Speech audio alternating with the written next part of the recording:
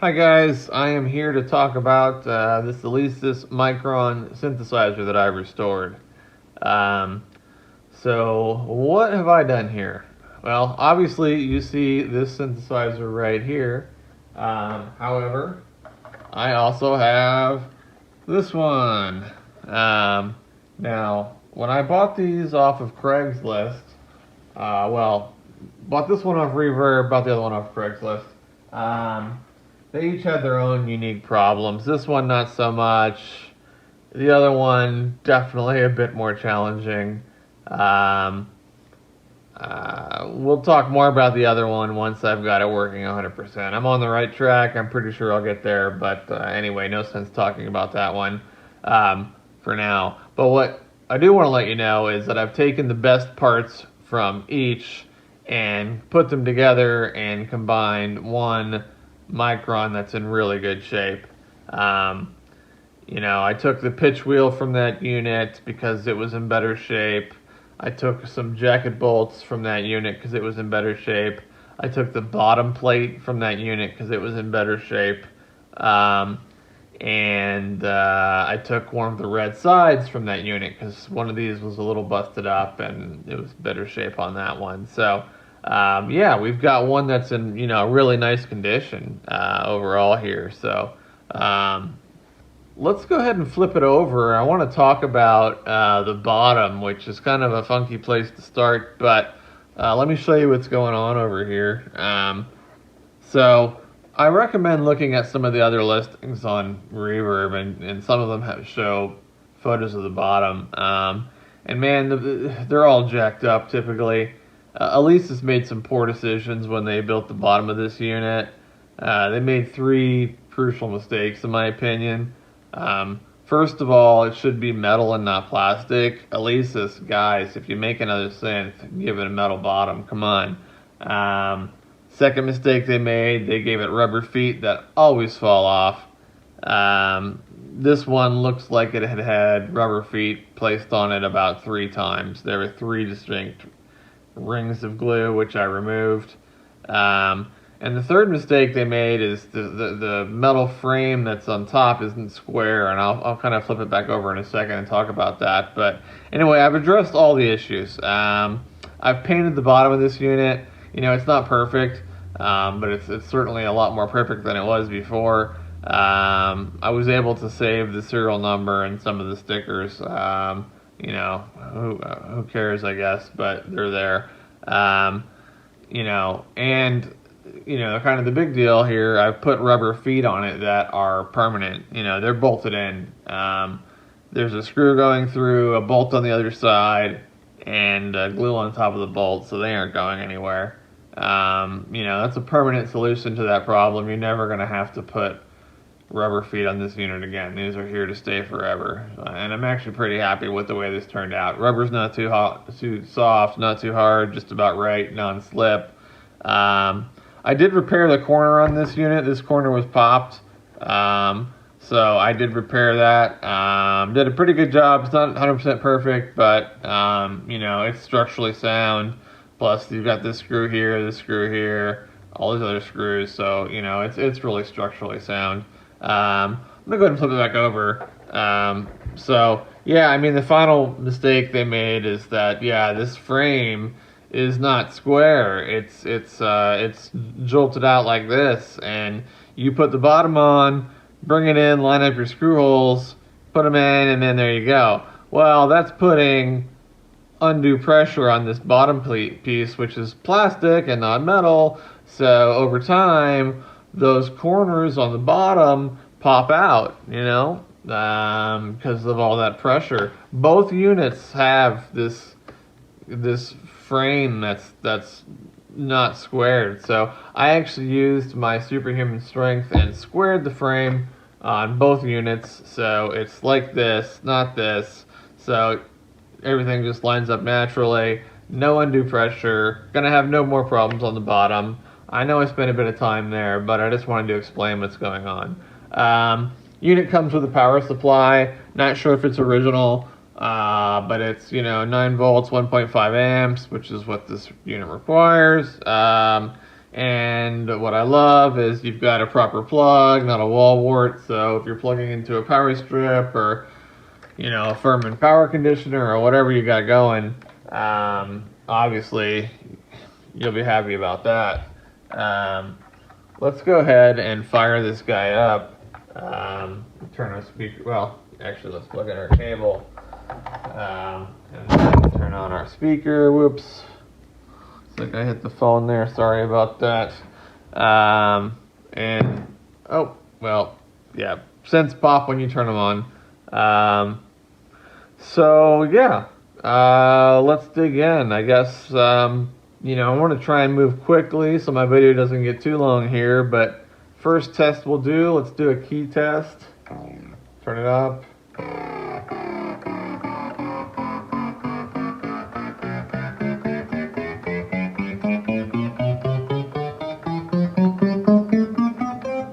All the keys have been cleaned, the keys themselves, contacts on the board, as well as the pads in between, all been cleaned. You should have no problem with dead keys. It's basically like it was brand new in that regard. Everything works perfectly.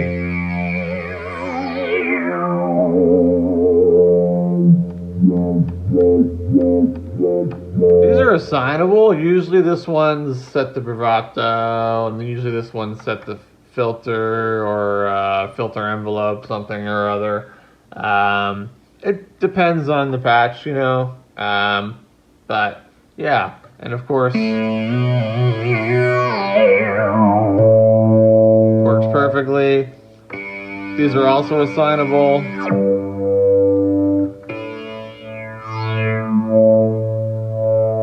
We lose sound there when we pan to the right because we're in mono. I just have a mono speaker set up on the left channel, so that's what's going on there. Noise level. It's typically like noise, panning, and FM.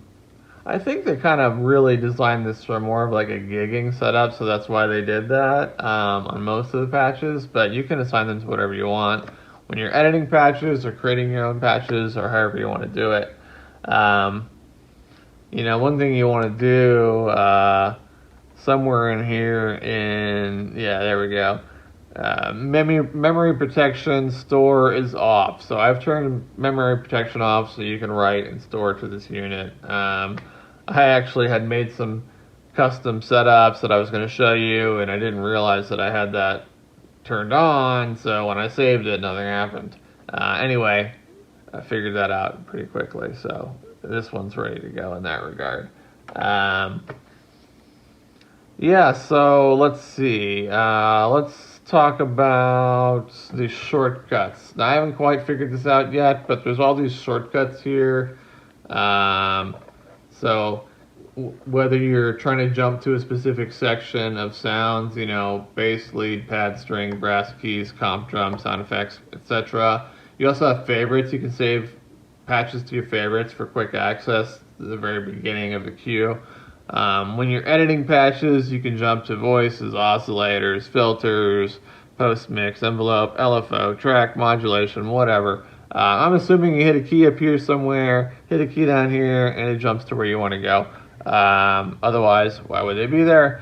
But I haven't actually figured that out yet. I'm still, learning the synthesizer myself. So, one unique feature I wanted to show you for this unit, it's got these setups you can create where you can assign different patches to different groups of keys. In this case, I did it to the, one to this octave, one to this octave, and then I put a drum beat down here. You don't have to do octaves. You can do, it's just you pick your low key and your high key and you assign an instrument and you go. I know you can do at least 4 instruments and at least 2 beats. I don't know if you can do more than that. After I add C, it's like, do you want to add D? And I'm like, okay, I give up at a certain point. But anyway, in this particular setup, I've assigned that instrument there. A funky bass sound there, and then a beat here. And yeah, you could just rip, I'm not a keyboard player, guys. I am a house music producer, but I can't play the keyboard to save my life. I've been programming sequences for 30 years, though, whether it was MIDI or I actually got started out with Mod Music, Scream Tracker. If any of you guys are familiar, that goes way back to the days of the Future Crew and demo scene and all that stuff. But anyway, that's how I got started in music, and so I've always used a computer, so I apologize for my poor playing skills. Yeah, otherwise, let's see. This runs on the Ion engine, which is a pretty powerful engine. This is actually more powerful than the Ion. The Ion's got more controls and it's larger and all that good stuff, but it's only 4-voice polyphony. This is 8. So yeah, it's a bit. That's that's definitely a nice to have, so you can make some more complex chords if you like. It's really quite a deep engine. You pop this encoder and you can just start digging into all kinds of settings. 3 oscillators, 2 filters. I think there's 4 effect sections. Check the description. I might be wrong about that, but I know there's definitely effect sections, delays, reverbs, obviously phasers, stuff like that. There's a vocoder, 40-band vocoder with this unit, which is pretty good for this era. I know like the Virus KB is 64-band, or the Korg MS2000 I think is 16 or 30. I think it's 16, it might be 32. The more bands you have, the more intelligible the text is, or the speech is, when you translate it through the vocoder. So 40 is not bad for a synth from this era. I don't know every synth in the world, so I'm sure there's some that are probably better. Probably Roland has probably one of the better vocoders from this era, but anyway, it's got a vocoder, so yeah, I think it stores up to 1,000 patches. I don't know if I already said that. If I did, I'm sorry. Start out with bass, 47 bass, 43 leads, 127 pads. It's very pad heavy. Yeah, again, apologize for my playing skills. 18 strings, 26 brass, 36 keys, 113 comps. This is usually where the most interesting stuff is.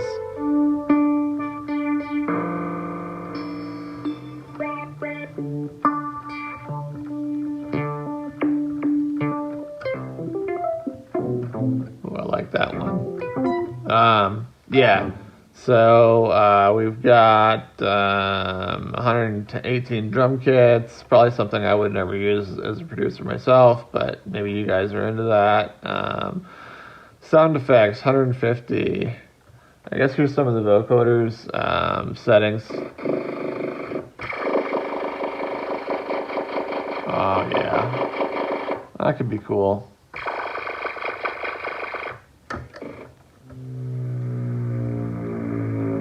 Huh.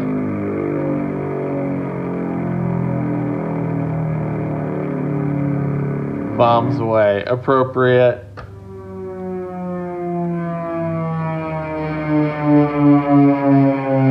Oh man, that's a fun sound. I like that one. Let's just do a couple more. I'm just curious.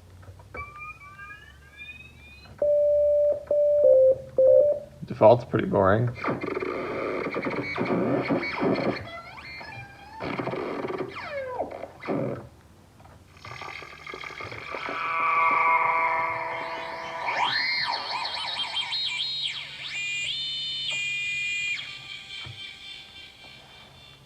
Yeah, so yeah, it's pretty cool sounds, As I said, the engine's pretty powerful. So, if you're one thing I want to mention, if you're running a DAW that supports 32-bit plugins, you can actually purchase Hypersynth, which is an app for this via standalone or VST, and you can slap it into your DAW and control all the parameters. There is a mod matrix, and you cannot. That's the one thing that Hypersynth cannot control is the mod matrix.